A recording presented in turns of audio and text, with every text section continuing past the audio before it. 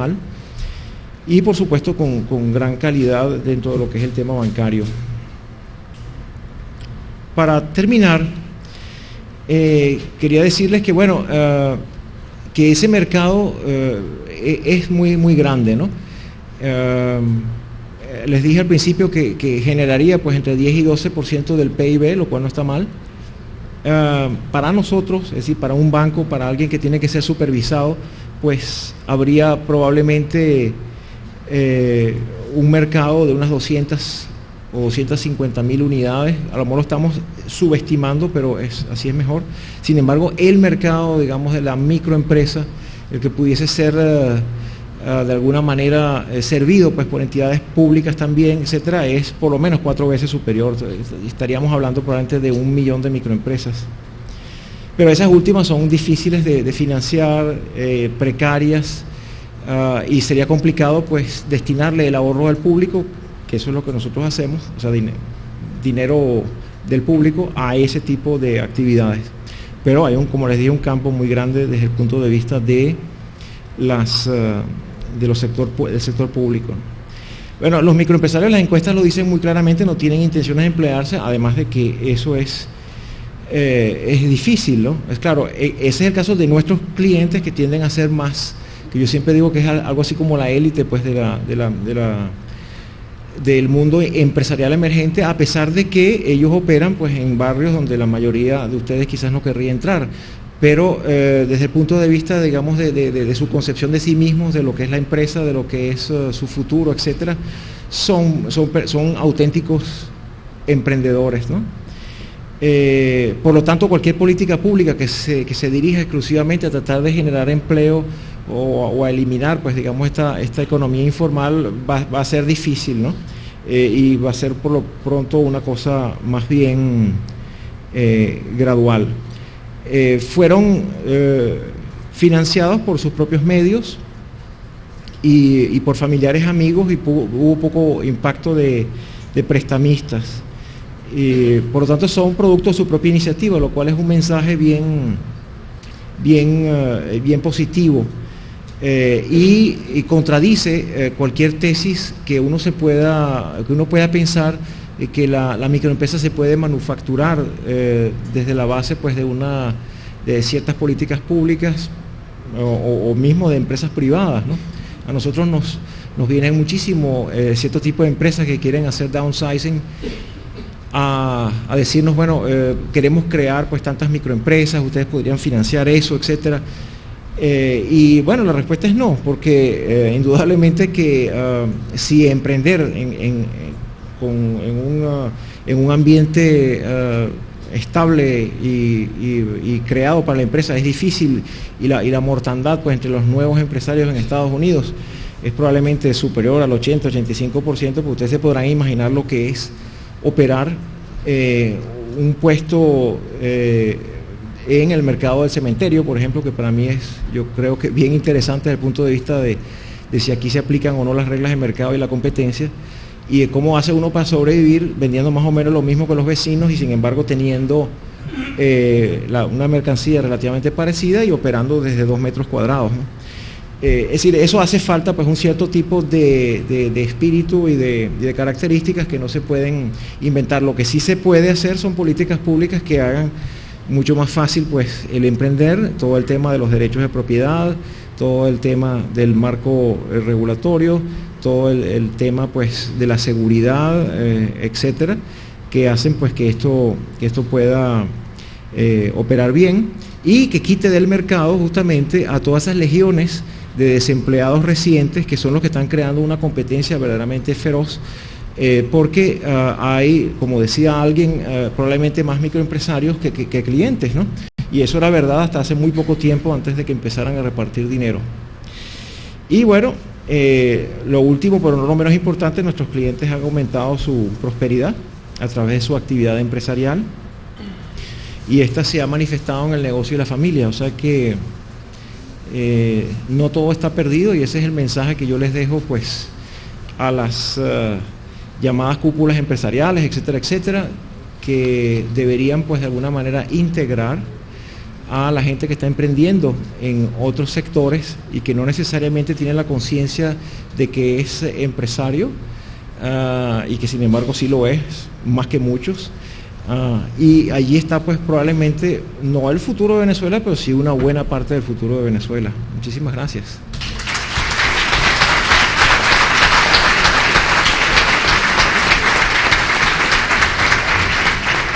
Bueno, vamos a dejar un breve lapso de tiempo para preguntas dirigidas a cualquiera de los panelistas.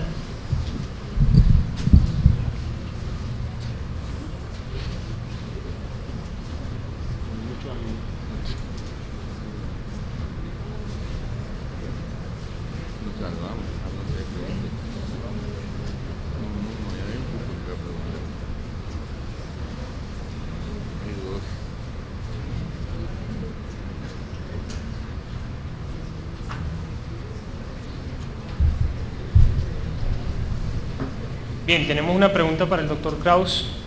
¿Cómo puede considerarse la tendencia actual de gobiernos con tendencia izquierdista en Latinoamérica una fuerza para superar la pobreza? ¿Qué se puede sacar de allí? Para el doctor Uslar, las voy a leer y entonces ustedes tratan de resumir una pregunta, una respuesta general, ¿no? Para el doctor Uslar, Bangente pagó royalty por logo de Venezuela es de todos. ¿En qué rango están las fases prestamistas? Pregunta dirigida a Juan Uslar. Teniendo presente que la cantidad de personas que se dedican a la economía informal va en aumento y que muchas de estas desean crecer, ¿qué necesita hacer una de estas personas para adquirir uno de sus préstamos y qué facilidades ustedes presentan? Si es posible puntualizar los requisitos de forma general. Adelante. Lo que veo en América Latina es una reacción contra políticas que en su momento fueron etiquetadas bajo el nombre de neoliberalismo y que en realidad, por lo menos en el caso de mi país, tenían poco que ver con esa filosofía en particular, en el sentido de que el liberalismo es sobre todo establecer límites al poder, cosa que allí no las hubo, sobre todo para ponerle control al dispendio de las finanzas públicas, lo cual llevó eventualmente a la bancarrota completa del país. Ante eso hubo una reacción en la opinión pública para moverse en una dirección opuesta, que lo veo más como una reacción que como otra cosa, ¿no es cierto?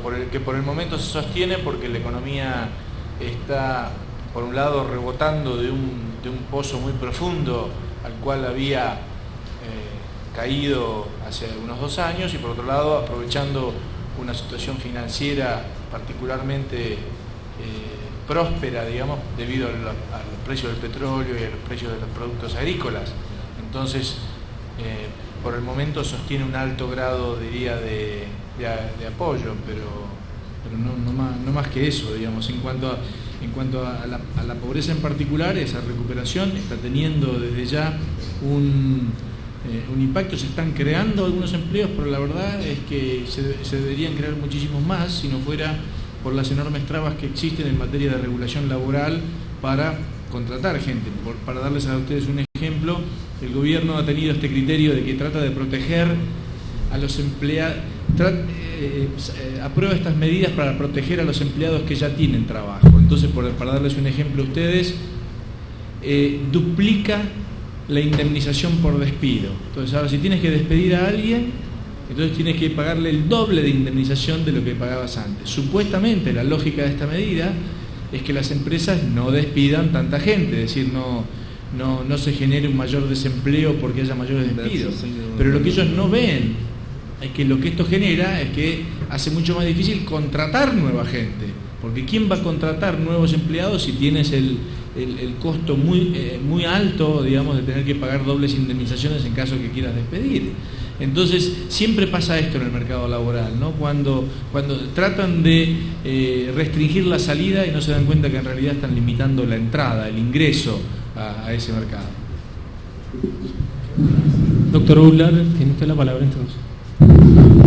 Bueno, yo no entendí la segunda pregunta porque fue leída verdaderamente rápido. En cuanto al asunto del logo, es al revés. Ellos tomaron el logo nuestro de una manera pues graciosa, ¿no? Lo triplicaron, eso sí. Entonces, bueno, ahora Venezuela es de todos.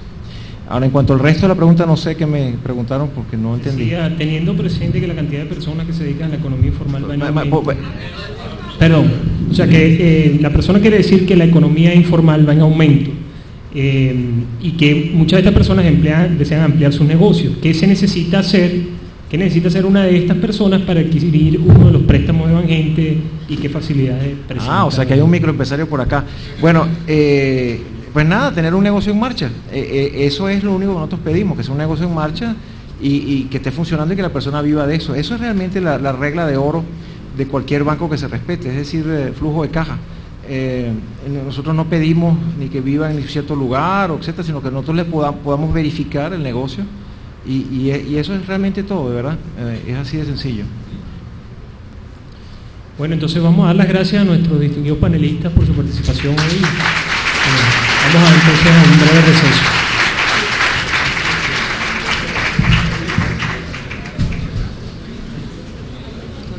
Gómez, al diputado Otto Guevara, a José Gregorio Pineda, profesor de la Universidad Central, a Rafael Merchán del Instituto de Ciencia Política y al doctor Armando Rivas. Para hacer una introducción sobre este tema, este tópico que le hemos puesto a este panel acerca de lo que es el capitalismo solidario, le vamos a dar la palabra entonces al profesor Emeterio Gómez.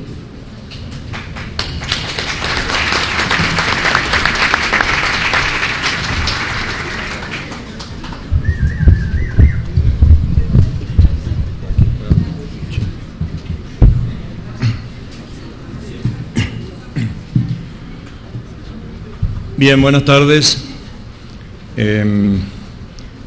Me ahorro los agradecimientos para con CEDICE porque los hice ayer por la prensa, por mi artículo en el Universal, que creo que lo tienen ustedes, y en el Aragüeño y en Notitarde. Pero de todas maneras quisiera hacer un agradecimiento muy especial, aunque ayer puse unos signos de admiración que gustaron mucho a la aludida. Quiero hacer un agradecimiento muy especial y reforzarlo en el caso de Rocío Guijarro y de Aurelio Concheso y de todas las personas que han sido presidentes de CEDICE, Oscar Snell, Rafael Alfonso, Jesús Eduardo Rodríguez y por supuesto de dos señores que están aquí en primera fila, Ricardo Zuluaga y Enrique Sánchez, que de verdad le llenaron a uno durante estos 20 años la vida de ilusiones. Bien, lo que tienen allí es un esquemita, espero que la mayoría de ustedes lo tenga, un esquemita que he preparado para que quede alguna referencia sobre lo que voy a plantear. Dentro de ese tema general, una propuesta de ciudadanía, el capitalismo solidario. El primer punto que tengo allí es tal vez el más importante de todos ellos. Se trata simplemente de un conjunto de ideas para la discusión libre y democrática. Yo creo que si algo hace falta en el campo del liberalismo y en general en el país hoy, es una discusión intensa sobre ideas acerca de cómo salir de la situación que tenemos o enrumbar al país o reflexionar sobre el país, lo que ustedes quieran. Así que entiéndase todo lo que sigue nada más que como eso, ideas para la discusión. Quisiera así insistir en un elemento que me parece vital. Son ideas para la discusión no solo entre liberales, sino fundamentalmente para la discusión que yo creo que los liberales tenemos que fortalecer y desarrollar para la discusión con aquellos que no comparten nuestras ideas. La situación que vive el país hace que no sea necesaria mucha explicación acerca de eso. Si algo necesita este país es un poco discutir entre sectores que se excluyen a sí mismos discutir ideas acerca de la economía, la política, el derecho y la moral. Entonces, lo que estoy proponiendo es un conjunto de ideas para la discusión entre liberales, pero también un conjunto de ideas para la discusión con aquellos que no comparten nuestras ideas. No sé si salió hoy publicada una entrevista en Tal Cual que hice ayer, en la cual señalo más o menos lo mismo. Las ideas políticas en el espectro político, perdón por la redundancia, están virtualmente agotadas. Yo no sé cómo Acción Democrática va a seguir sosteniéndose o llamándose socialdemocracia, porque la socialdemocracia está virtualmente agotada. Yo no sé cómo COPEI va a seguir llamándose social cristiana, porque las ideas social cristianas están fuertemente agotadas. Yo no sé cómo, por supuesto, el socialismo va a seguir llamándose socialismo, porque el socialismo está mucho más que agotado. Pero en cuanto uno hace esa secuencia, se plantea inmediatamente la pregunta, ¿y las ideas liberales? Y entonces mi respuesta muy tentativa es, los liberales tenemos que meternos en un proceso de discusión y de reflexión acerca de nuestras propias ideas para tratar de fortalecerlas y desarrollarlas. Y eso es un poco el esquema que tienen por delante. Comento nada más muy brevemente el esquema porque creo que lo fundamental está allí. El primer punto se refiere al valioso proyecto de sociedad que el siglo XVIII impuso y que, tan solo para fines de cotejarlo con el capitalismo solidario, que es lo que proponemos, podríamos llamar capitalismo clásico. Yo creo que nosotros tenemos que hacer una reflexión muy profunda acerca del modelo que formuló el siglo XVIII para, a partir de allí, reflexionar sobre las cosas que han pasado en estos 200 años y que ponen hoy en tela de juicio todas las ideas que el siglo XVIII desarrolló. Y ese es un poco el tema central de mi planteamiento. Resumo en 4 ideas nada más ese modelo que el siglo XVIII planteó. Esas 4 ideas se refieren a las 4 esferas básicas o a las 4 patas de una mesa que conformaron el proyecto de sociedad del siglo XVIII. En el terreno de la economía, la idea del mercado. La poderosa idea de Adam Smith, que sin lugar a dudas, tal como mostraba esta mañana Asdrúbal Baptista, sin lugar a dudas es la causa fundamental o ha sido la causa fundamental de ese crecimiento desproporcionado de la producción de bienes y servicios en estos 300 últimos años, que hacen que, comparados esos 300 años con los 8.000 años anteriores, la respuesta sea sencillamente abrumadora. En 300 años la humanidad produjo muchos más bienes que en 8.000 años, pero muchísimo más bienes, y eso tiene una razón fundamental de ser: el hecho de la iniciativa privada, la libertad individual, la economía de mercado, la competencia, el libre desarrollo de la iniciativa del ser humano, de la creatividad del ser humano, y todo eso tiene como fundamento y como telón de fondo la libertad.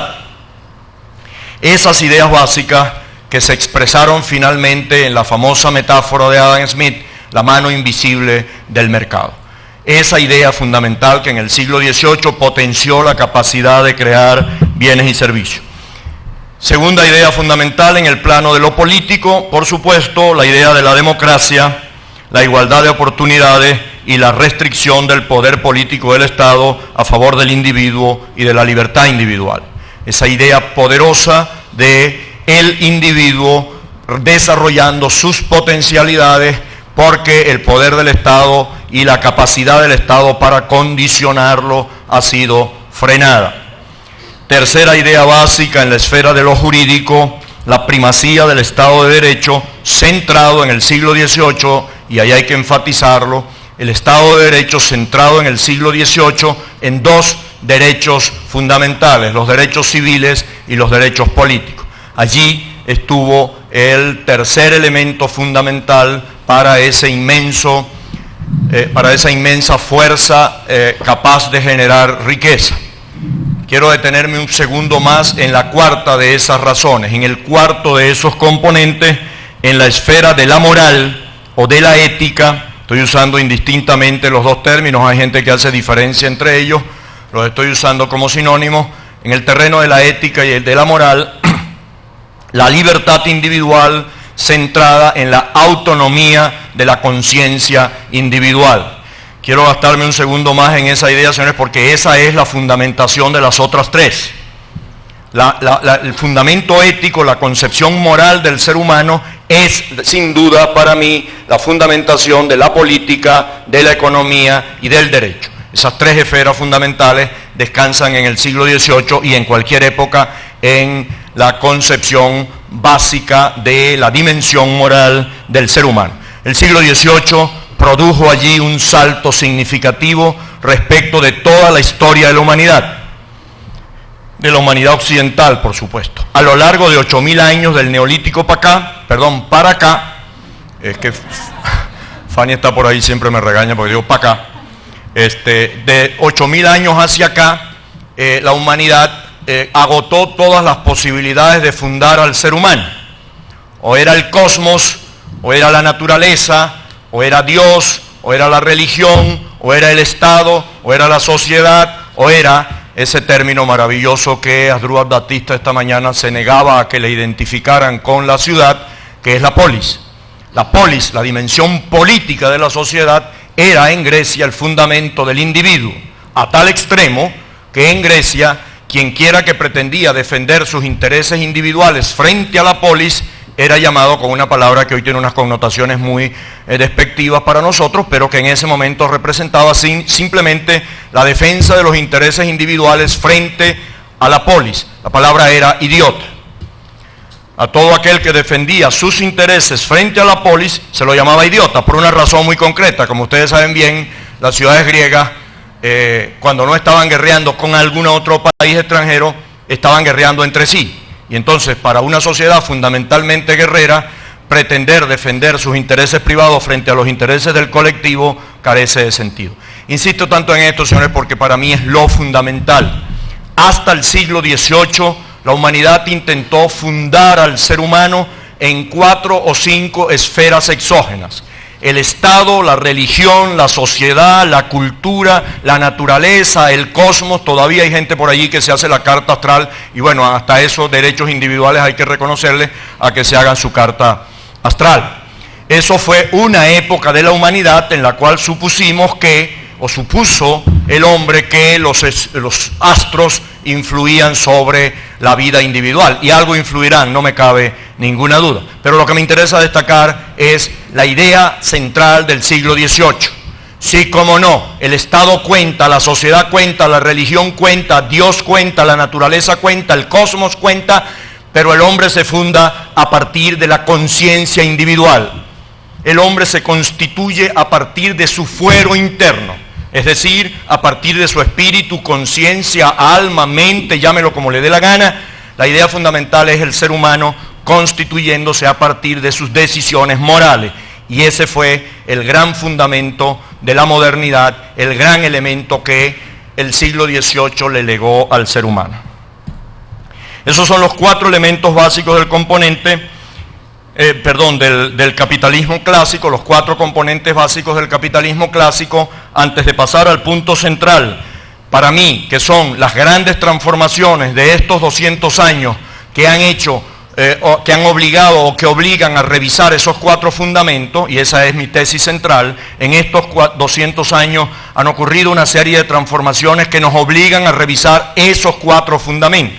Pero antes de pasar a eso, quiero dedicarle unas palabras a algo que Aurelio Concheso mencionó esta mañana también, que es el fin de la historia de Francis Fukuyama, que lo tienen allí. Ese ensayo de Fukuyama, no el libro gordo que produjo después, sino el ensayo de 1990 que tiene el mismo nombre, El fin de la historia, y donde Fukuyama resume magistralmente su planteamiento, tiene que ser leído por la gente de esta generación. El ensayo de Fukuyama, el original, son 50 paginitas que se leen rápido y les ruego, no les recomiendo, les ruego que la lean, porque ahí está un poco el punto de partida de toda la discusión que tenemos que desarrollar. ¿Qué es lo que plantea Fukuyama? en su ensayo El fin de la historia.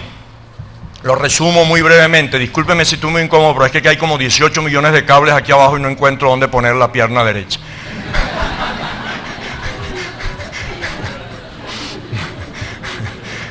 Sí, por favor.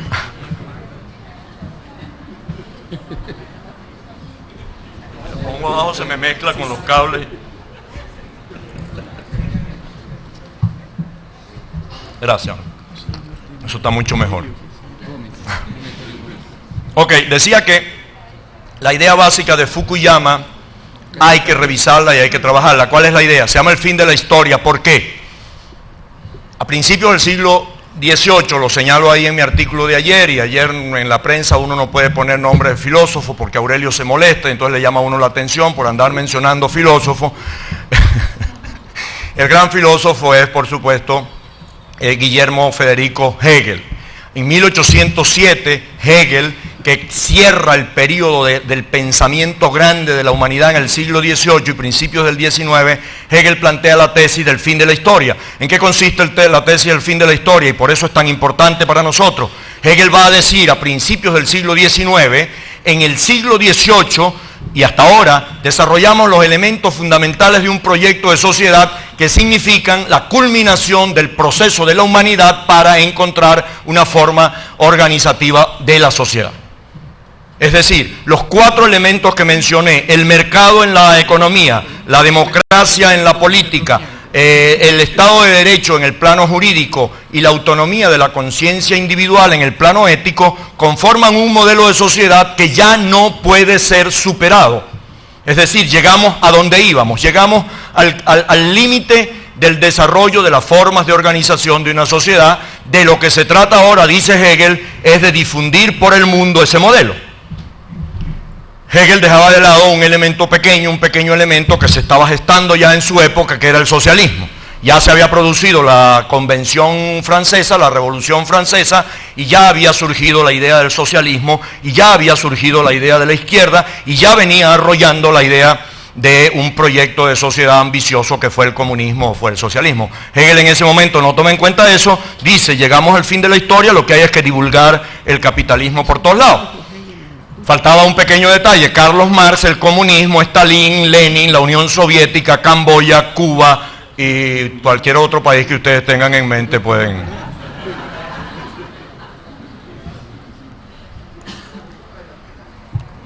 Ese pequeño detalle se le olvidó a Hegel, entonces se retardó el fin de la historia 200 años, 180 años. En 1989, cuando se cae el muro de Berlín y se desmorona el socialismo, este hombre con toda razón dice, ahora sí, el fin de la historia tiene sentido, porque ya se cayó la última ilusión, ya se cayó la última esperanza de un mundo absolutamente idílico que el comunismo planteó, al menos en sus versiones originales. Entonces, vénganse para acá, para el capitalismo, a ver qué podemos hacer con el capitalismo, y de lo que se trata es de difundir la idea capitalista por todo el mundo. Yo digo en mi tercer puntico de allí, el punto C, Fukuyama tenía razón en lo esencial. No existen hoy alternativas al capitalismo y a la libertad individual, y valdría agregar al mercado y a la democracia y al Estado de Derecho. No existen hoy alternativas a ese proyecto hermoso de sociedad que produjo el siglo XVIII.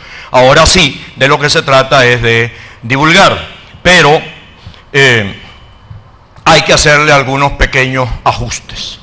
Hay que hacerle algunas pequeñas modificaciones a ese modelo, y ahí entra el punto central de mi tesis, el punto fundamental de mi tesis, el punto 4, las grandes transformaciones que se han producido en estos 200 años que obligan a modernizar, a ayornar, a actualizar, como ustedes quieran, ese modelo de sociedad que el siglo XVIII produjo. Y resumo rápidamente, para no excederme en mi tiempo, resumo rápidamente esos elementos básicos de esas transformaciones profundas de estos 200 años que nos obligan a repensar el modelo capitalista, razón por la cual termino proponiendo el capitalismo solidario. El capitalismo solidario no es ninguna creación mía, es simplemente una idea que viene rodando desde hace mucho tiempo y que tiene distintos nombres: capitalismo humanitario, capitalismo con rostro humano, capitalismo solidario, capitalismo lo que sea. La idea básica es cómo reinsertar una dimensión ética fuerte en la estructura política, económica y jurídica que constituyó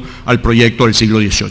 Pero antes de entrar en esas 4 ideas básicas, quiero detenerme en las 2 que tienen allí, la A y la B, porque para mí son las fundamentales. A, la transformación fundamental de estos 200 años es el crecimiento avasallante de la acción consciente por parte del hombre y sobre todo de la conciencia acerca de la fuerza de dicha acción consciente.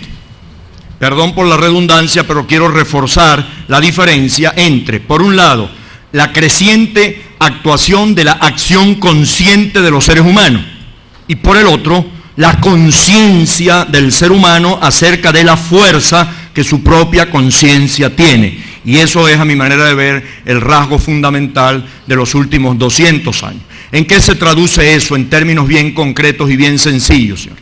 Hasta el siglo XVIII el hombre no contaba. Otra vez era producto de la naturaleza, de la sociedad, de la política, del Estado, de la religión, de Dios, de todo. El hombre no contaba. A partir del siglo XVIII empieza a desarrollarse la acción consciente del hombre para influir sobre sus propios procesos.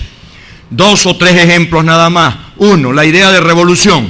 La idea de revolución que surge con la Revolución Francesa es un producto del siglo XVIII. 2, la idea de que el hombre es capaz de crear su propio destino. Si usted le hubiese dicho a un griego del siglo XV que su destino era producto de sus acciones, hubiese caído cuán largo era. ¿Por qué? Porque su destino estaba fijado de antemano. Él tenía, en el caso de Edipo, que matar a su padre y acostarse con su madre. Eso estaba preestablecido por el destino. La posibilidad del hombre actuando para cambiar su propio destino, para influir sobre su propio destino, cosa que cualquier muchacho de 12, 14 años sabe hoy, es un producto del siglo XVIII. Eso en el plano político es la revolución, pero eso en el plano que más me interesa a mí, en el plano de la economía, es el Banco Central.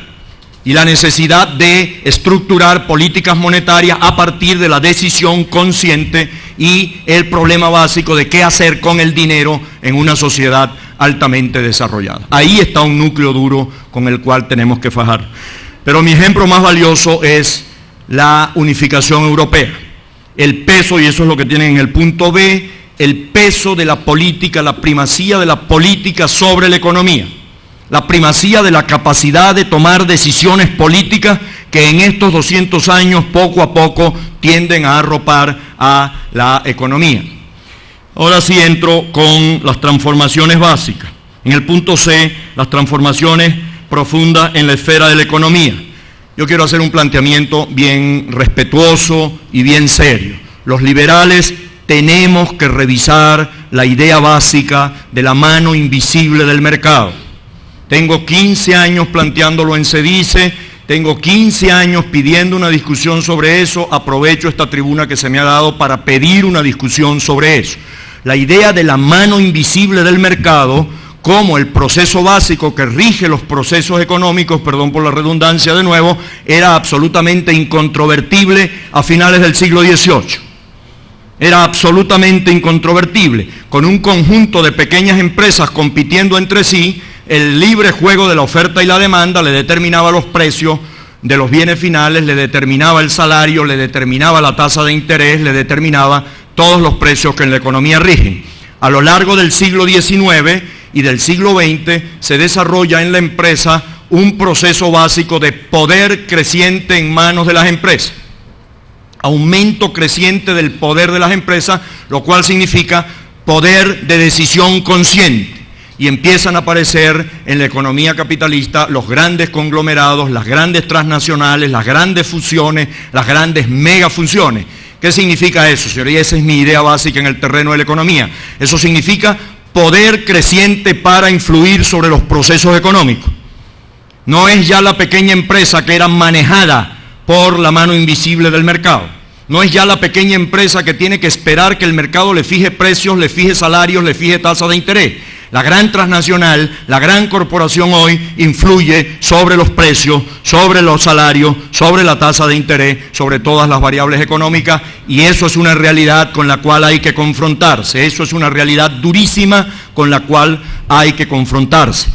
Señalo un dato nada más que trae esta maravillosa mujer que se llama Charo Méndez en su libro La responsabilidad social del empresario. Lo publiqué en un artículo dedicado a ella porque es una cifra que estremece, señor, y que los liberales tenemos que asumir.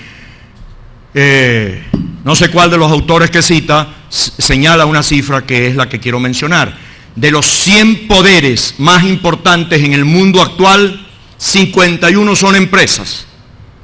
Repito lentamente, de los 100 poderes más importantes en el mundo actual, 51 son empresas. Es decir, hay 51 grandes empresas en el mundo capitalista actual que tienen más poder que todos los estados del mundo menos 49. O sea, hay 51 grandes empresas que tienen más poder que 200 o 250 países. Y eso cuenta, eso es un dato para asumirlo, para asimilarlo, para pensarlo. ¿Por qué? Y asomo ahí mi idea fundamental. Sí, ya termino. Asomo ahí mi idea fundamental. Quien tiene poder tiene responsabilidad moral. Quien no tiene poder no tiene responsabilidad moral. La pequeña empresa del siglo XVIII, principios del siglo XIX, no tiene responsabilidad moral para con la sociedad, porque a ella se le determina lo fundamental de su estructura. Si te determinan los precios, los salarios, la tasa de interés y las estructuras básicas dentro de las cuales te mueves, tú no tienes responsabilidad, tú eres un producto de lo que la sociedad te impone. La gran transnacional de hoy no tiene la posibilidad de apelar a esas circunstancias. Segundo gran factor, los cambios profundos que se han producido en estos 200 años en la esfera de lo político. Ahí no necesito detenerme mucho, señores. En el siglo XVIII y principios del siglo XIX y hasta bien entrado el siglo XIX, la democracia era democracia censitaria, es decir, solo votaban los propietarios. A partir de finales del siglo XIX y durante todo el siglo XX se desarrolla el empuje fundamental de la democracia, que es la incorporación de las grandes masas pobres a la democracia. Eso hay que asumirlo, porque hoy eso se llama democracia participativa, gústenos o no la Constitución bolivariana, eso se llama democracia participativa, y a los pobres hay que incluirlos forzosamente dentro de la esfera política. Tercer elemento, las transformaciones profundas que se han producido en lo jurídico. Frente al siglo XVIII, que garantizaba dos derechos, los derechos civiles y los derechos políticos, estos 200 años han desarrollado cualquier cantidad de derechos. Los derechos ecológicos, los derechos sociales y finalmente los derechos humanos. Ahí hay un núcleo duro sobre el cual hay que reflexionar. ¿Hasta qué nivel llega hoy la profundización en el derecho que nos obliga a asumir decisiones? Y termino con lo que es fundamental. Me faltó allí poner en el punto F los cambios profundos en la esfera de la ética. Esos son la insostenibilidad de la autonomía de la conciencia individual. Lo señalo muy brevemente porque el tiempo se agota, señores, pero hay que reflexionar intensamente sobre eso. Así como les reconocí méritos a la idea de la responsabilidad individual y de la autonomía de la conciencia individual, en el punto de arriba quiero enfatizar la pérdida de vigencia de ese planteamiento. El siglo XVIII plantea el ser humano se constituye a partir de la autonomía de la conciencia individual. Eso es incontrovertible cuando de lo que se trata es de fundar al ser humano en la sociedad, en el Estado, en la religión o en Dios. El ser humano se constituye en el siglo XVIII a partir de la autonomía de la conciencia individual, pero a partir del siglo XVIII se desarrolla la comprensión de que el ser humano no puede fundamentarse a partir de la constitución individual, sino de la relación con los otros seres humanos. Y aparece el problema de la moral como el problema fundamental. No la moral individual del siglo XVIII, sino la moral compartida, la moral pública, la moral centrada en el amor al prójimo. La moral centrada en una noción de religiosidad, la que usted quiera, pero una noción de religiosidad fundamentando esa moral. Quiero terminar con una alusión que me ha hecho hace poco un queridísimo amigo acerca de lo que acaba de pasar en los Estados Unidos y que tiene que ver directamente con la moral. Me decía un amigo muy querido, yo tengo una gran ilusión que esto que ha pasado en los Estados Unidos, la apelación que Bush y los republicanos han hecho a los valores morales, yo tengo una gran esperanza de que eso sea un amanecer de un futuro en el cual la moral cuente. Yo creo que eso hay que pensarlo. porque lo que ha ocurrido en los Estados Unidos es exactamente lo contrario de lo que uno podría aspirar. El apelar a los valores morales tradicionales y convencionales frente a una sociedad que se está desbordando de transformaciones sociales, que se está desbordando de transformaciones morales, es más bien un retroceso de Bush. Lo planteo con toda la responsabilidad para discutirlo. Es más bien un retroceso de Bush, es un retroceso de los republicanos, y eso se va a pagar caro.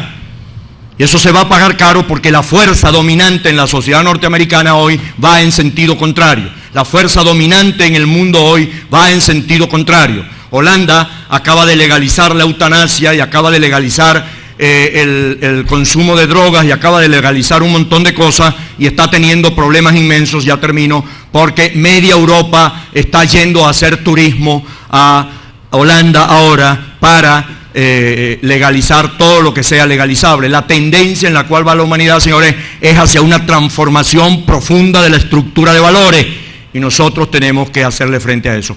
Resumo en 2 palabras mi planteamiento: el capitalismo hoy tiene que asumir esos 4 monumentales problemas: el económico, el jurídico, el político y el ético. Muchas gracias.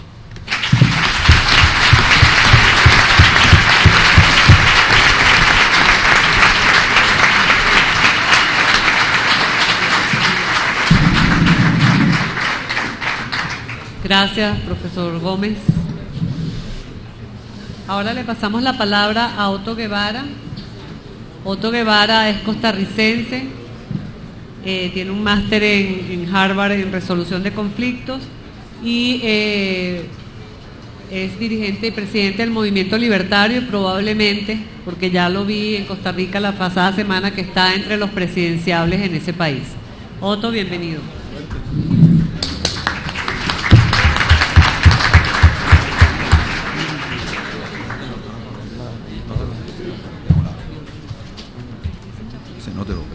Bueno, muchísimas gracias a CEDICE, Rocío, por la invitación a compartir con ustedes esta tarde algunas reflexiones en torno al tema que se me asignó, capitalismo solidario. Es mi primera vez en Venezuela, no he tenido oportunidad de conocer mucho, como se habrán dado cuenta. Llegué anoche, me voy pasado mañana. Pero Venezuela, si algo tengo muy claro, es una sociedad, un país privilegiado por tener a un instituto de investigación, como se dice. Comentaba hace poco con Rocío que en Costa Rica no tenemos un instituto de investigación con estas características. Instituto que definitivamente sirve para nutrir a las personas que están trabajando en el tema de las políticas públicas.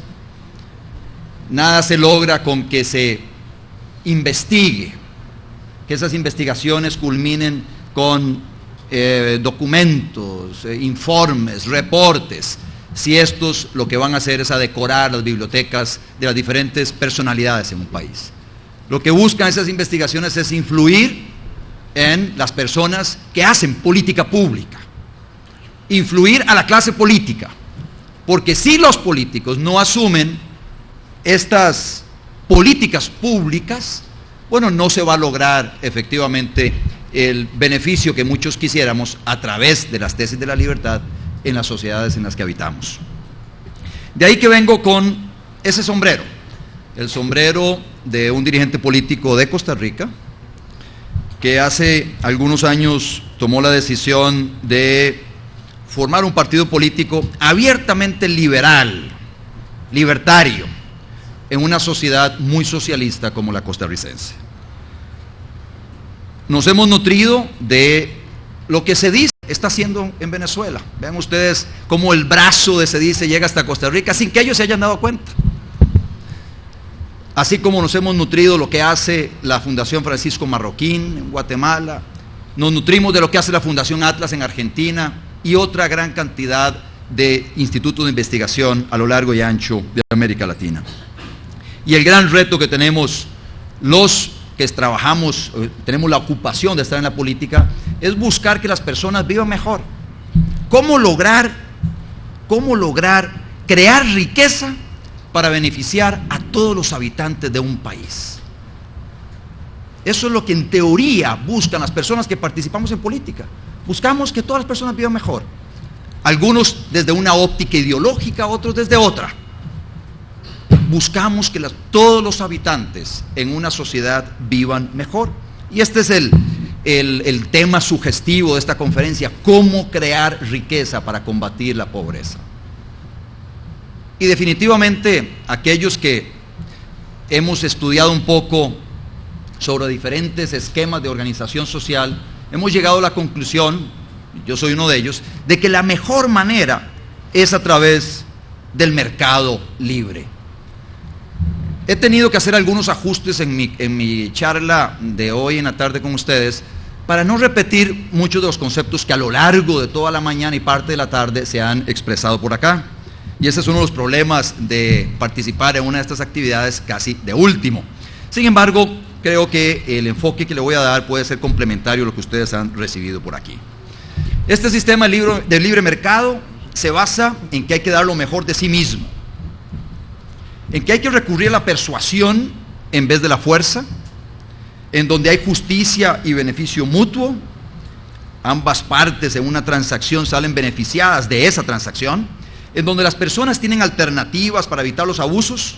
Cuando hay muchísimas opciones a dónde escoger, bueno, aquella persona que está dando un maltrato va a perder seguramente sus clientes, y estos consumidores se pasarán a comprarle bienes o servicios a otras personas, y en donde el bienestar se difunde para todos. De allí que la comprobación de que el índice de libertad económica, algunos de los gráficos nos los mostraron anteriormente Dora, Martín Krause y algunas de las personas que me antecedieron en el uso de la palabra, bueno, coincide este índice con el índice de desarrollo humano, pues donde hay libertad existe progreso digno para todos. Las personas prosperan en la medida en que se benefician a las demás personas, y eso es parte de lo interesante. Ya lo mencionaba también Roberto Brenes citando a Adam Smith. Y este definitivamente, sin lugar a dudas, es el sistema económico que ha generado mayor progreso para la humanidad y un bienestar creciente en todos los lugares donde es aplicado. El libre mercado, el libre mercado, el libre mercado se sustenta en el respeto a los derechos fundamentales de las personas, el respeto a la libertad de acción y expresión, el respeto al derecho que tiene cada quien a escoger su propia forma de vida, el derecho que tienen las personas a disponer de su propiedad de la forma en que quieran, y el derecho a la búsqueda de su felicidad. Derechos todos que se derivan de dos planteamientos, de dos principios básicos. Uno, el concepto de libre albedrío, y dos, el concepto de la igualdad de derechos. Todas las personas nacemos con libre albedrío, y todas las personas tenemos los mismos derechos, no importa las diferencias que haya entre unos y otros, no importa que unos tengan mucho dinero, mucha información, conocimiento, no importa que unos tengan toda la plenitud de sus capacidades, todas las personas tenemos los mismos derechos. Este concepto, estos puntos de vista, el libre albedrío e igualdad de derechos, tienen su sustento incluso en el cristianismo. El libre albedrío que básicamente nos lleva a que cada quien a través de sus acciones va construyendo su cielo o su infierno. Tiene que asumir la responsabilidad de sus actos. O el mismo hecho de que todos somos hijos de Dios y que por lo tanto no hay hijos preferidos por Dios. Eso nos lleva a ese concepto tan poderoso de libertad con responsabilidad. Y el tema de la responsabilidad nos lleva a que en el ejercicio de la libertad hay límites. Y el primer límite es el de respetar los mismos derechos que tiene cada una de todas las personas con quienes interactuamos. O sea, no se vale que yo, en el ejercicio del derecho que tengo a disponer de mi propiedad, utilice en mi propiedad, en mi casa, el sonido del equipo de sonido, del radio, a un volumen que afecte los derechos de mis vecinos. No se vale que yo tome los desechos de mi propiedad y se los tire a mi vecino. No se vale que yo incumpla un contrato al cual me he obligado. No se vale que se violen derechos de otras personas. Y los derechos de las minorías deben respetarse, pero debe respetarse el derecho de la minoría más pequeña del mundo, los derechos del individuo. Los derechos no son objeto de votación. Y esto que parece una verdad de perogrullo es algo que se viola todos los días en nuestras sociedades. Podríamos llegar y decir, aquí veo a doña Dora de Ampuero con esa cámara, es suya, doña Dora, esa cámara de tomar fotos, bueno, de su esposo, que se la prestó a usted. Bueno, partamos de que esa cámara es suya, doña Dora. Ahora resulta que alguien puede llegar y tomar la decisión de que doña Dora, esa cámara le sobra, y que la verdad es que podríamos hacer un mejor uso de esa propiedad. Y entonces vamos a someter a votación si doña Dora mantiene la propiedad sobre esa cámara o si se la da a la colectividad para hacer un mejor uso de ella. Y entonces todos aquellos que estén de acuerdo en quitarle la cámara a doña Dora, que levanten la mano. Bueno, si la mayoría levantamos la mano, ahora el punto es, tenemos derecho, el 99.9% de los habitantes de esta sociedad, de violarle el derecho de doña Dora a su propiedad.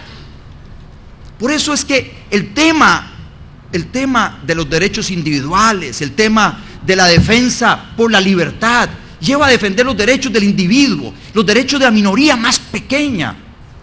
Y por eso es que decimos que esta lucha es moral. No solo el libre mercado es lo que mejor funciona en cuanto a organización social para satisfacer las necesidades crecientes de los individuos en la sociedad. Es el único sistema moral, porque respeta los derechos de cada quien. Y ese tema es el más fuerte. Yo he participado a lo largo de estos últimos 7 años en una gran cantidad de debates con dirigentes sindicales de izquierda, con políticos socialistas democráticos y socialistas cristianos que han gobernado nuestro país a lo largo de 40 años, impulsando políticas públicas estatistas.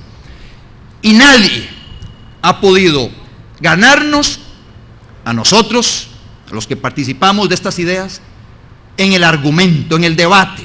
Porque esta pregunta, el de si tenemos o no tenemos derecho las personas a relacionarnos voluntariamente los unos con los otros, es devastadora. Si tenemos o no tenemos derecho a disponer de nuestra propiedad de la forma en que queramos, siempre y cuando no le violemos derechos a otras personas. Eso es devastador. Por eso, cuando alguien sale a defender los monopolios públicos o privados frente a una persona que está convencida de que el libre mercado es la mejor opción para crear riqueza en un pueblo, el defensor del monopolio, el defensor de los carteles, el defensor de las regulaciones avasalladoras de un pueblo, tiene la de perder. Porque en el plano moral pierde la discusión, pierde el debate. Por eso es que nosotros insistimos, no me traigan tantas cifras y tantas cosas. No, tenemos o no tenemos las personas derecho a relacionarnos voluntariamente. Tenemos derecho a comprarle bienes y servicios a quien queramos. Viva en Venezuela, en Costa Rica, en el rincón del mundo. Tienen 2 individuos el derecho de intercambiar voluntariamente su propiedad sin la intervención de los estados. ¿Es ese un derecho humano fundamental? Bueno, para nosotros sí. Y entonces es muy difícil para los defensores del Estado, los defensores de la hiperregulación, llegar y decir, no tiene derecho. Tiene que pasar a través de un permiso que el gobierno le dé a usted para que usted pueda ejercer una actividad económica. En ese plano, todos los debates los van perdiendo. Por eso yo veo que hay una gran oportunidad en América Latina para vender estas ideas de la libertad y para cambiar el rumbo que ha decidido seguir a lo largo de las últimas décadas muchos de los países en América Latina. Y entonces pasarnos, sí, a una sociedad donde el cambio de rumbo nos lleve a mayor libertad. Algunas de las políticas públicas que nosotros impulsamos tienen que ver con el derecho a escoger. ¿Tenemos o no tenemos las personas el derecho a escoger, los padres de familia, a escoger en qué escuela matriculamos a nuestros hijos? ¿Qué profesor le da clases a nuestros hijos? ¿Tenemos derecho a escoger quién nos administra nuestro fondo de pensión? ¿Tenemos derecho a escoger a quién le vendemos un determinado bien y servicio? ¿A quién se lo compramos? ¿Tenemos derecho a escoger, a decir si nos aseguramos o no? ¿Tenemos derecho a determinar qué leo, qué veo? ¿Tenemos derecho a decidir con qué alimento mi cuerpo? Y cuando uno enfatiza en el tema de ese derecho de escoger, muchas personas, la mayoría de las personas, van a coincidir con que ese es un derecho fundamental y que las políticas públicas que defiendan ese derecho son las políticas públicas que tienen que llevarse a la práctica. Por eso es que también nosotros buscamos que se reconozca el derecho de las personas de dedicarse a actividades lucrativas como quieran, sin violarle derechos a nadie, sin tener que estar pidiendo permisos. Por eso la importancia de la desregulación, eliminación de trámites innecesarios y majaderos que hacen que las personas tengan que esconderse y que tengan que irse a la informalidad, como nos planteaba hoy don Enrique Gersi en el almuerzo. Defendemos los derechos de propiedad. Y vean qué oportunidad tan linda para aquellas personas que trabajan en la política desde una óptica de la promoción de la libertad, el llegar y abanderarse de la titulación de las tierras, de darle a las personas un título de propiedad que puedan utilizar como una herramienta para acceder a un crédito, como una forma de darle seguridad jurídica a su posesión, de poderla heredar a sus hijos. Eso es una propuesta totalmente liberal, profundamente liberal, que bien asumida por un grupo político que defiende las ideas de la libertad, va a lograr una conexión con la base popular. Porque ese es el problema a veces de los que han defendido la libertad. Se han quedado a un nivel muy alto, entre académicos, hablando entre ellos en un lenguaje que la gente no entiende. El liberalismo, llevado a su aplicación en políticas públicas, es la ideología que más efectivo y más eficiente para lograr una conexión emocional con las personas que menos tienen en una sociedad, y lograr que estas personas efectivamente, a través de la comprensión de estas ideas, empiecen a abanderar, empiecen a soportar, empiecen a apoyar estas ideas que se traduzcan posteriormente en legislación que vaya a mejorar su entorno.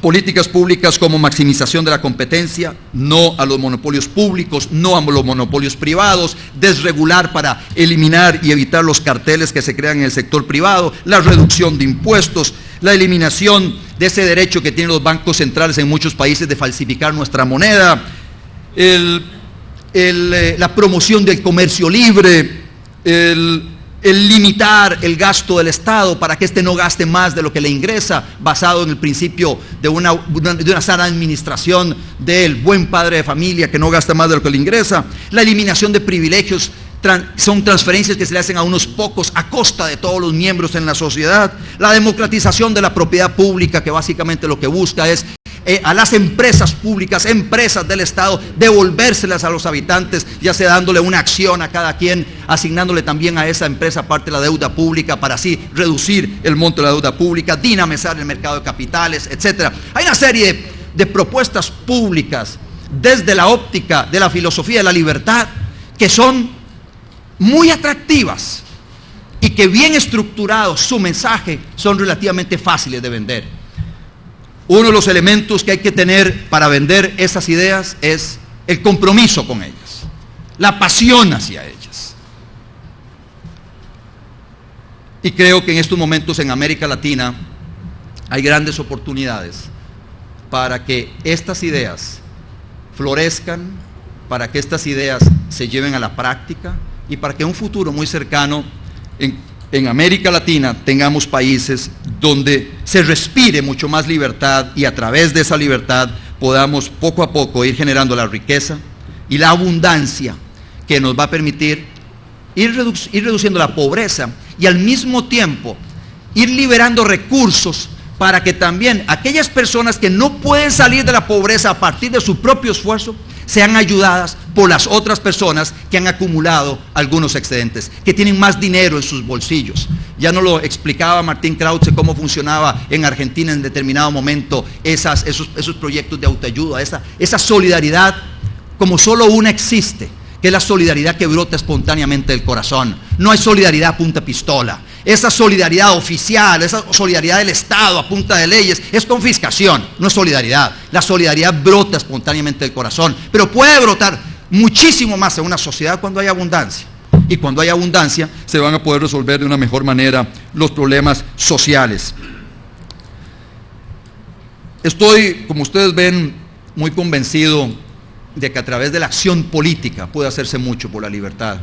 Eso requiere de personas, que les decía anteriormente, comprometidas con la libertad, pero además a prueba de las grandes tentaciones que hay cuando se está cerca del poder.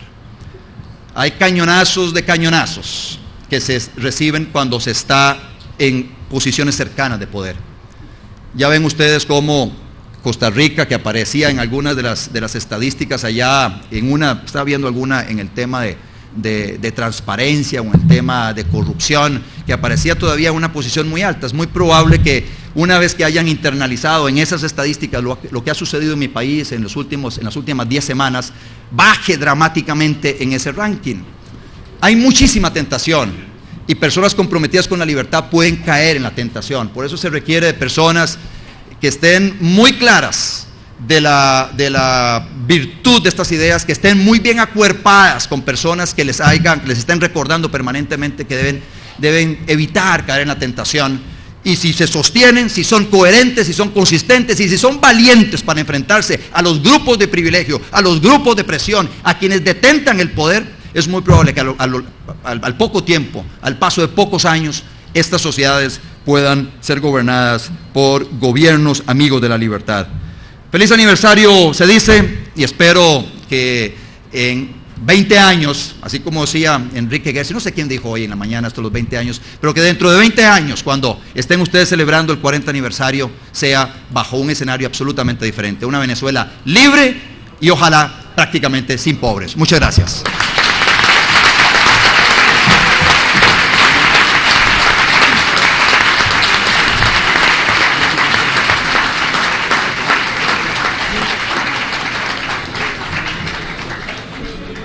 Muchísimas gracias, Otto. Muy, muy bueno. Vamos a pasarle ahora la palabra a un joven de la cual me siento muy orgullosa porque cuando era un jovencito estudiante de economía en su tercer semestre, fue pasante nuestro allá en CEDICE y ahora verlo convertido en todo un PhD de la Universidad de Maryland me hace sentir muy, pero que muy orgullosa. José Gregorio Pineda, profesor de la Universidad Central, economista de la CAF y bueno, miembro del comité académico de CEDICE.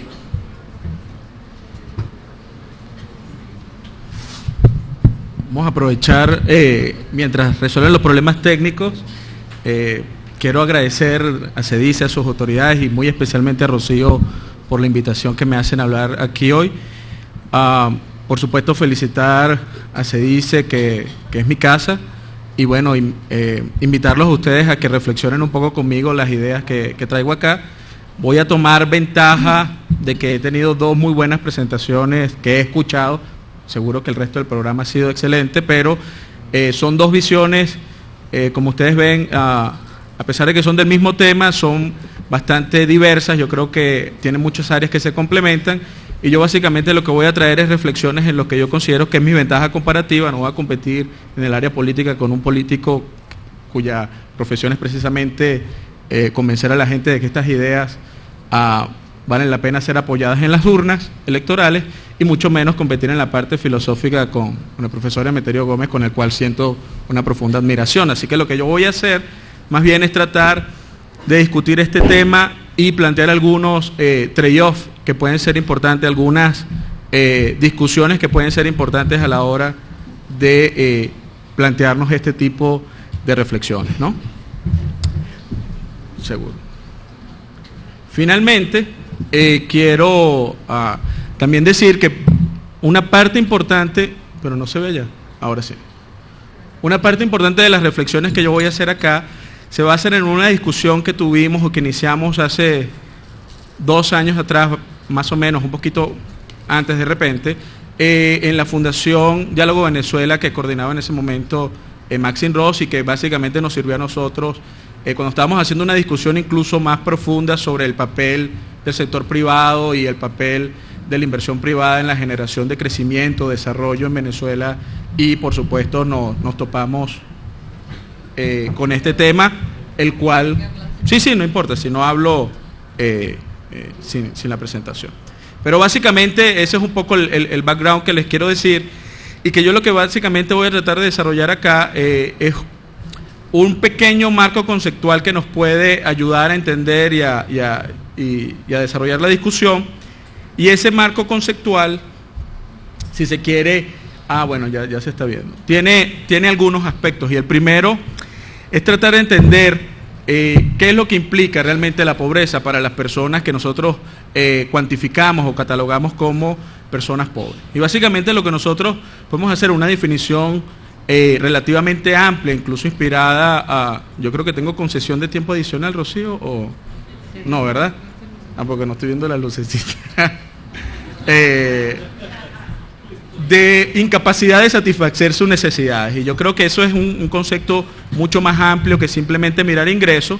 Evidentemente para los economistas siempre es importante tener variables que sean cuantificables, medibles, para no solo hacer comparación internacional o comparación incluso a lo largo del tiempo, sino precisamente para estimar posibles impactos y hacer evaluación precisamente de las políticas públicas que deben ser implementadas en los países.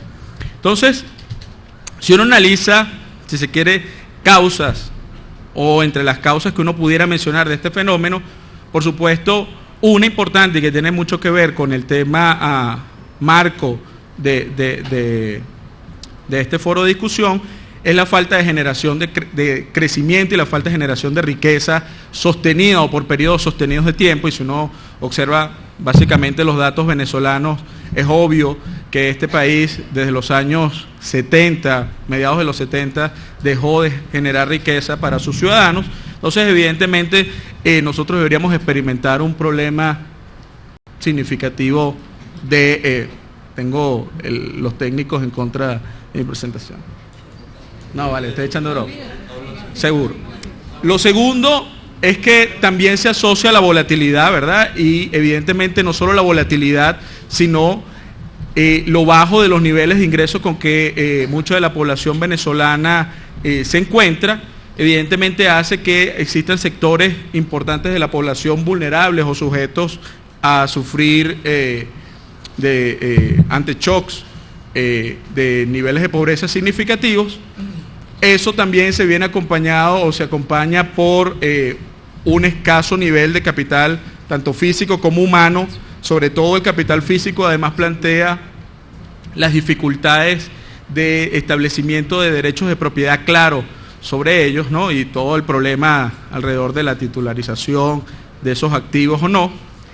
Y eso en general genera, junto con la existencia de barreras socioculturales que algunos estudios, entre los cuales también destacan los estudios hechos por la gente de UCAP en el proyecto Pobreza, existen barreras socioculturales y pareciera que todos estos elementos hacen que estas personas estén fuera de los principales mercados de la economía, como el mercado laboral y el mercado de crédito, que lo cual básicamente, y va a ser una de las tesis que yo voy a sostener más adelante, pueden generar una especie de trampa de pobreza, ¿okay? En la cual la pobreza en sí representa una limitante fundamental para poder alcanzar las políticas que sean necesarias para la superación de la misma.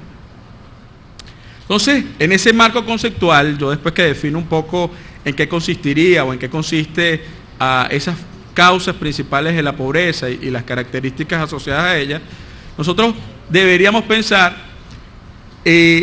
un elemento, y es un elemento que está asociado a los condicionantes que pueden enfrentar las personas que están sujetas a pobreza ante la propia situación. Y esos condicionantes básicamente lo que pueden es modificar no solo las causas del problema de pobreza que enfrenten, sino los efectos y las consecuencias que la pobreza puede tener en ello.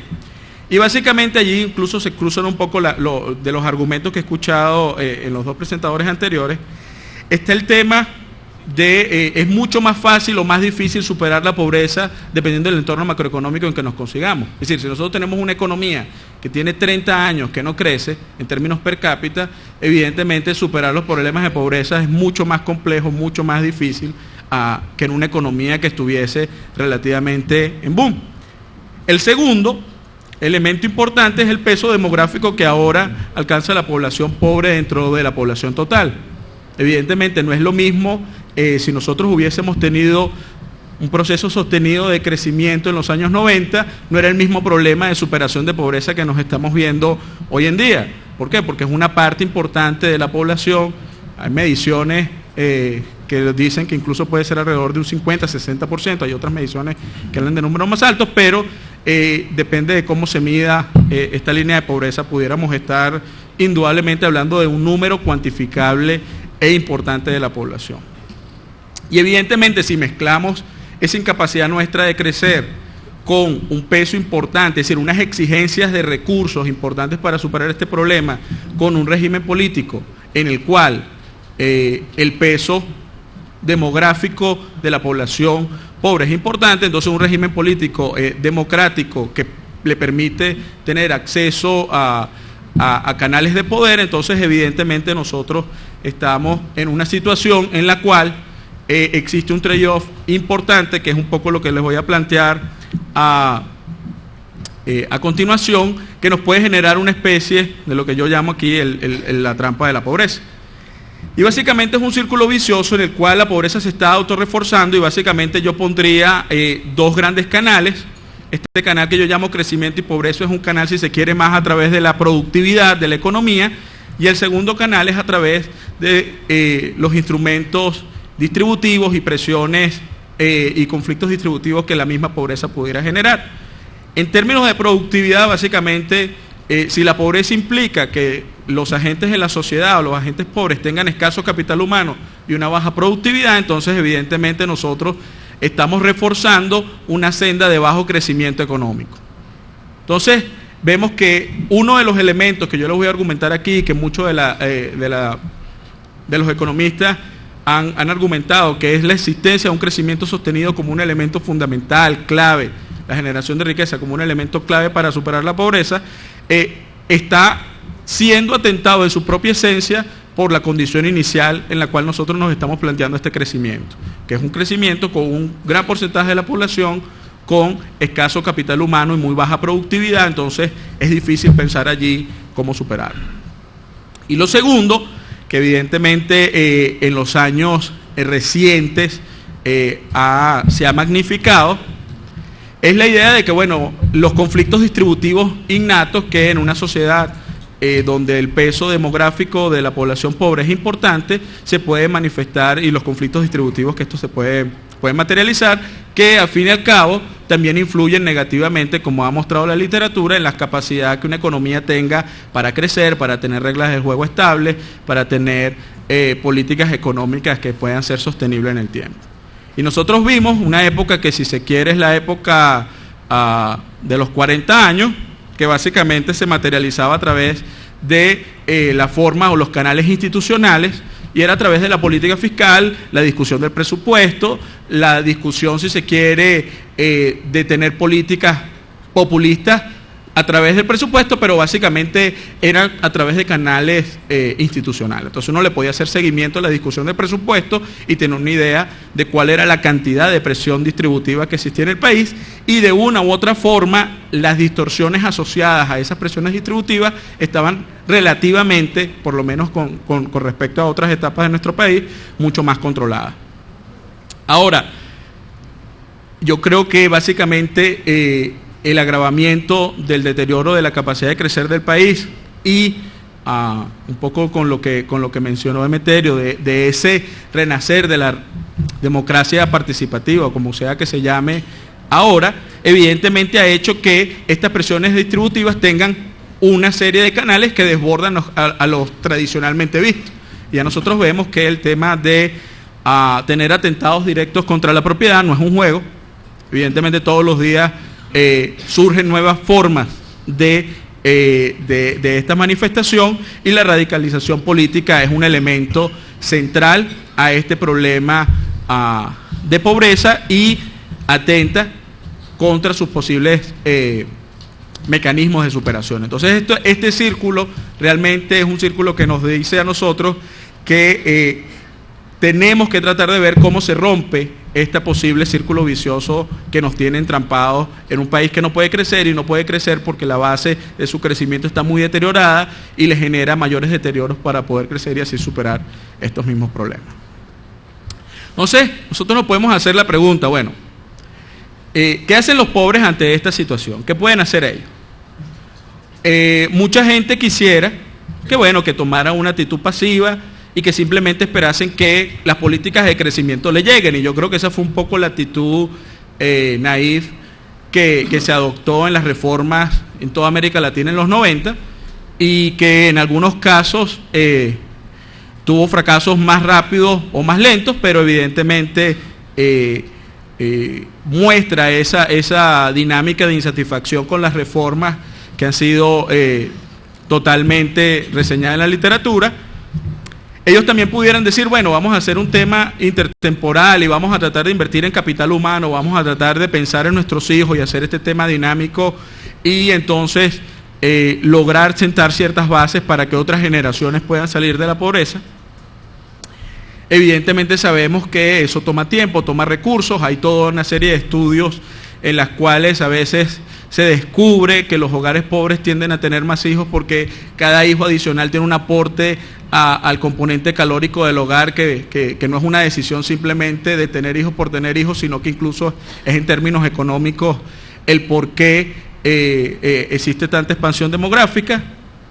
Y bueno, básicamente los últimos 2 puntos son los últimos puntos que nosotros estamos viendo que realmente se han materializado en los últimos tiempos, que es el exacerbar nuestras presiones distributivas y en muchos casos desbordar los canales institucionales que existen para eso. Entonces este es uno de los primeros trade-offs que yo voy a plantear acá, que es la idea de las opciones iniciales tienen un costo de manera, a mí me parece importante, para las personas en términos de esperar, sobre todo los pobres ahora, que son los que están votando versus sus hijos. Entonces hay un tema allí de cómo tú haces para que esas personas logren financiar el puente mediante el cual puedan ser pasivos ante políticas de crecimiento o empezar su propio proceso de inversión.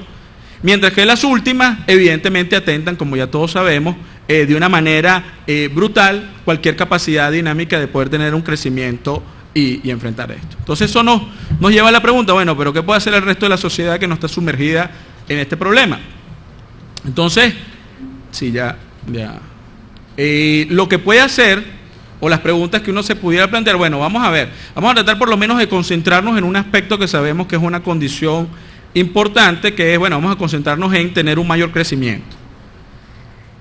Eso pudiera funcionar, lamentablemente la evidencia no solo local, sino en América Latina nos está diciendo que esa no debería ser la única preocupación existente para las personas que estén pensando en este problema, y yo creo que allí hay un tema que responde a la segunda pregunta, que es conjuntamente tratar de trabajar en una forma más directa en la lucha contra la pobreza. Es decir, el resto de la sociedad no solo tiene que buscar mecanismos para los cuales se generen bases de crecimiento, sino que tiene que colaborar en forma directa en el proceso de lucha contra la pobreza. Y déjeme decirle por qué yo creo que ese es el caso.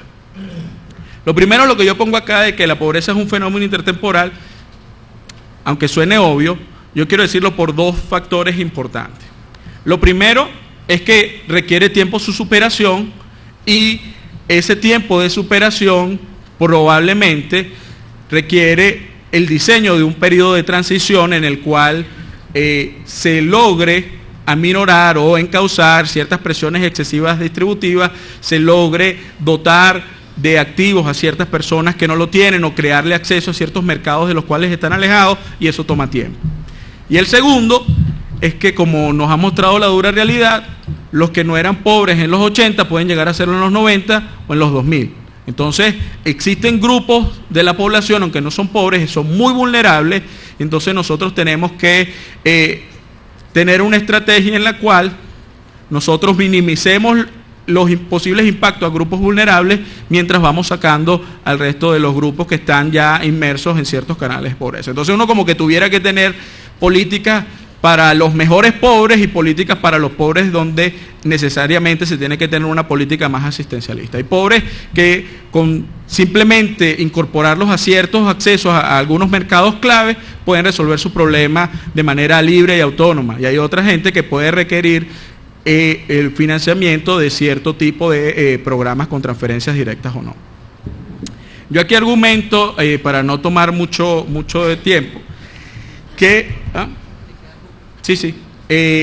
que yo creo que existe un alto costo de oportunidad de no enfrentar este problema frontalmente. Yo creo que la evidencia nuestra lo pone así. Si nosotros hubiésemos tenido esta conversación el primer día de fundación de SEDICE en el 84, evidentemente el problema era mucho menos grave de lo que estamos enfrentando ahora y probablemente mucho más manejable de lo que tenemos ahora. Entonces yo creo que hay un costo de oportunidad importante allí de pensar. Y otro tema que es importante es que mientras existan ciertos canales básicos de comunicación y de poder de los pobres de hoy, esos pobres de hoy van a tener esa ambivalencia entre esperar e invertir en estrategias de crecimiento y tener exigencias y demandas distributivas hoy. Entonces, evidentemente, eso nos lleva a nosotros a un trade-off muy importante. Yo voy a adelantar algunas láminas porque sé que tengo poco tiempo, pero voy a concentrarme en mi última lámina, porque ya sé que la lucecita roja está por prenderse. Entonces, yo en las otras láminas que tenía allí, que me imagino que la presentación la tendrá, se dice, a la disposición del que quiera, básicamente me concentro en hacerme varias preguntas. La primera, bueno, ¿tiene sentido el crecimiento? ¿Tiene sentido el impulsar la recuperación del ingreso para que se satisfagan ciertas necesidades básicas de la población? Y la respuesta que consigo, que la literatura también ha visto en distintos matices, es que sí, que es una condición necesaria, que es algo importante, que nosotros tenemos que tener políticas que sean decididas en tratar de sostener un crecimiento económico por periodos importantes, y que eso es un elemento importante para la superación de la pobreza, es un elemento que se consigue en parte de un estudio que realicé, que es clave para que sectores importantes de la población logren satisfacer sus necesidades básicas, pero algo de lo que argumento allí y que se consigue también en esos estudios es que es importante y es indispensable tener acciones complementarias. ¿Qué digo yo por acciones complementarias? Bueno, hay papel para el sector público. Es importante que nosotros entendamos que existen ciertas fallas de mercado que hacen que la acción pública sea importante en este tipo de acciones, y un poco lo que yo diferencio acá es las acciones dirigidas a el sector público en las áreas como educación, salud, probablemente mercado laboral y mercado crediticio, sean otras que no están incluidas allí, pero que hay que incluir. Y hay un tema importante asociado a el peso demográfico importante que tienen los pobres y el tiempo que toma los tránsitos hacia estadios de crecimiento mayor, que puede requerir incluso transferencias directas. Y aquí un poco conectándome con lo que dice Meterio, de que existe cierta gente que lo que tiene capacidad y tiene poder de mercado, probablemente tiene que pensar de que también tiene poder o tiene que tener actitud moral hacia ciertos problemas, y yo lo que los invito es que ustedes piensen que existe complementariedades con la acción pública y que esa complementariedad probablemente requiere esfuerzos del sector privado de manera importante en esta área, y que yo creo que sería un error no complementar estas acciones públicas. Por último, quiero decirles que otras aristas que la gente por lo general trata de mezclar y que yo prefiero siempre tener separadas, como es la parte de la desigualdad, si bien no hay resultados claros en todo en toda esta relación con la capacidad de crecer y con la capacidad de superar la pobreza, sí hay que tener en cuenta que los niveles de desigualdad sobre los cuales parte Venezuela y América Latina en general son muy altos, y eso puede tener efectos magnificadores en los canales de conflictos distributivos que vemos que se ejercen en el país, y que yo lo que sí creo es que si bien no debe ser el centro de atención, deben ser tomados en consideración a la hora de diseñar las estrategias para superar la pobreza. Y finalmente yo sí creo que, y es un poco lo que les digo aquí, es que al existir esta trampa de la pobreza, al existir estos problemas de incapacidad de esta economía a crecer y tener una base demográfica tan importante que exige esfuerzos cuantiosos, tanto de pensamiento como de recursos en sí, yo creo que una de las prioridades más importantes que nos tenemos que plantear es atacar el fenómeno de la pobreza. Así que muchas gracias. Disculpa que me excedí un segundito.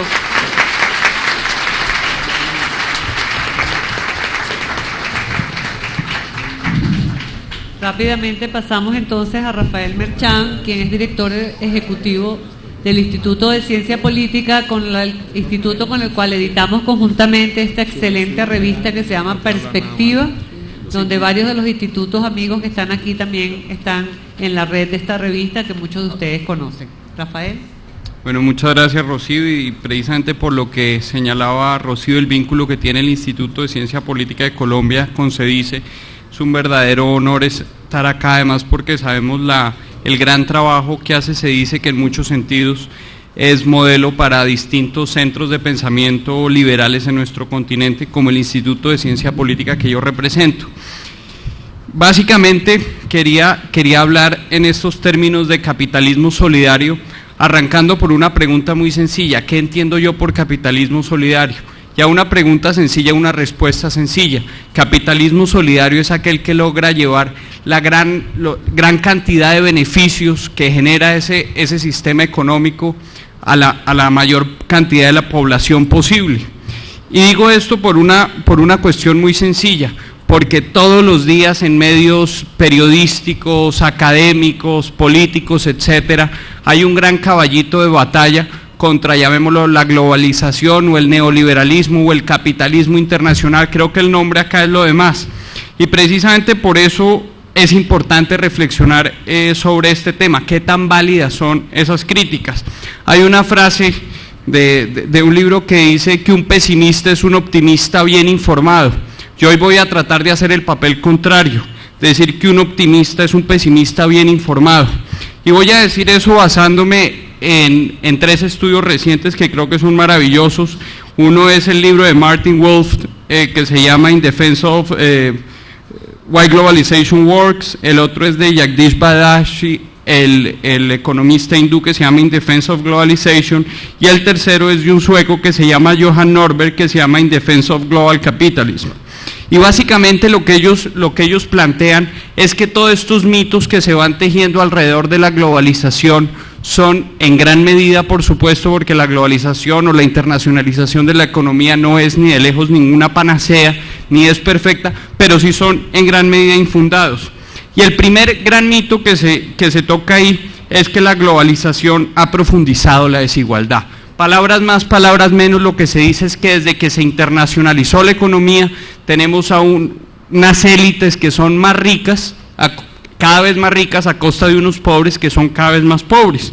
Y se repite frecuentemente cifras como esta, que hace 40 años el PIB de los 20 países más ricos del mundo era 15 veces más grande del que lo era de los países más pobres, y hoy en día esa cifra es 30 veces mayor. O sea que si le hemos de creer esos datos, estaríamos hoy frente a unas sociedades, frente a un mundo doblemente más desigual de lo que era hace apenas 20 años. Pero creo que las cifras hay que mirarlos con mucho más detenimiento que lo que plantea esa estadística que acabo de mirar.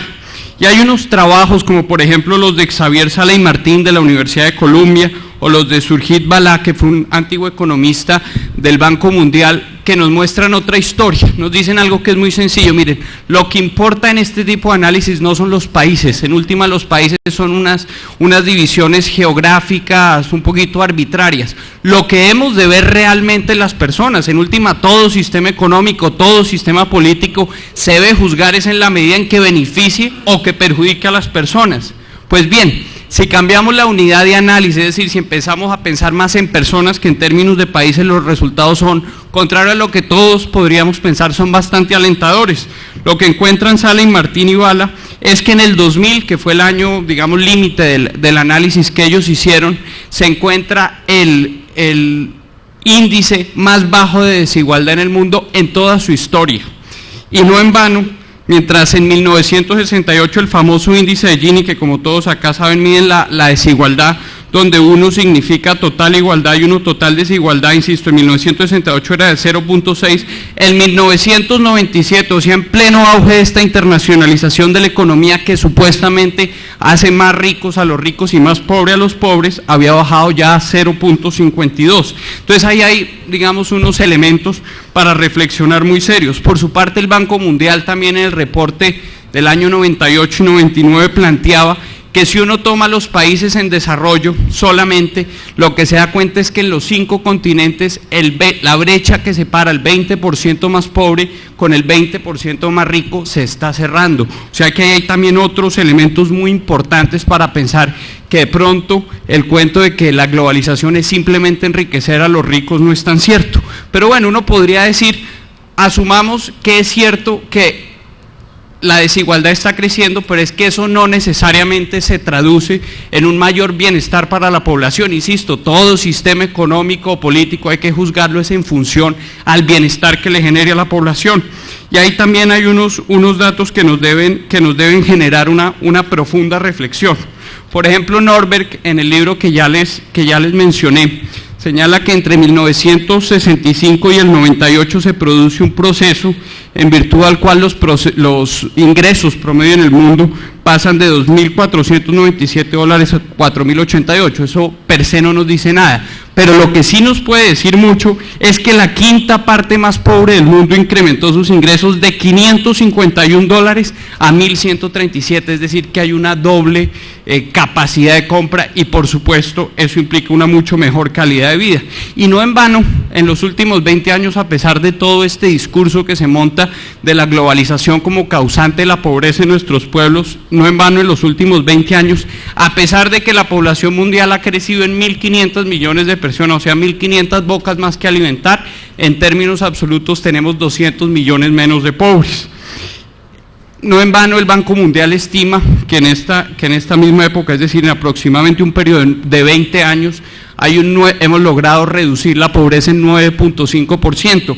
E incluso los estudios que ya citaba de Sala y Martín son mucho más optimistas porque hablan de 13.1%, los de Bala son muchísimo más optimistas porque hablan del 20%, pero bueno, quedémonos con la cifra más conservadora del Banco Mundial de 9.5%, y eso le diría a uno, por supuesto, no que la globalización es la panacea, pero que tampoco es cierto las casandras que todos los días en los distintos escenarios nos la presentan como el gran causante del hambre que viven nuestros pueblos. Además, porque hay indicadores que si lo que tomamos son la calidad de vida de las personas, el desarrollo humano, son absolutamente alentadores. Miremos algunos al azar.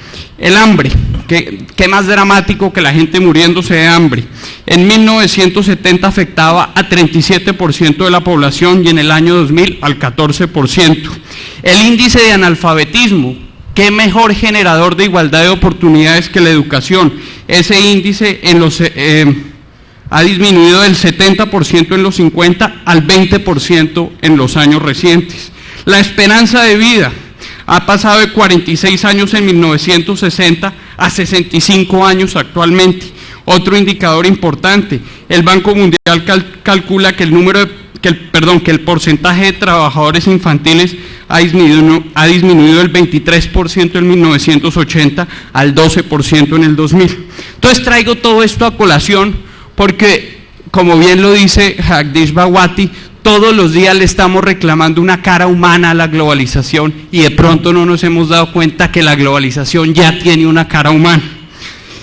Ahora, hay otro tipo de críticas. Por ejemplo, una que es muy recurrente, aquí se ha hablado mucho de las multinacionales, y es que se dice para que la globalización, el éxito de los países o de las empresas que logran salir adelante en la globalización, parte de un supuesto muy sencillo, que se explote a los países del tercer mundo, a los países en vías de desarrollo.